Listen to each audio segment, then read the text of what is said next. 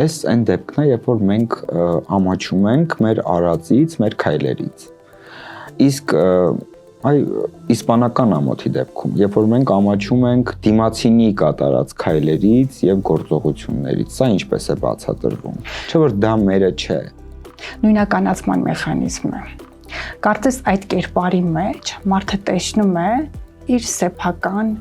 անձի վտանգված լինելը, այսինքն նույն իրողության մեջ կարող եմ ես հայտնվել եւ դա իմ համար անընդունելի մի վարքագիծ է։ Այստեղ նույնացման մեխանիզմով մարդը սկսում է ամոթ ապրել, որը որ երբեմն նաեւ պաշտպանական դեր է կատարում, բայց երբեմն նաեւ տրավմատիզացիայի դեր է կատարում, որովհետեւ ուրիշի ապրածը, ուրիշի հետ կատարվածը ապրում է այնպես, կարծես իր սեփական փորձառնությունն է։ Չի կարողանում տարանջատել իր սեփական կյանքը դիմացի կյանքից եւ այստեղ իհարկե մենք ունենում ենք կրկին նևրոտիզացված ամոթ, որը որ անընդհատ է։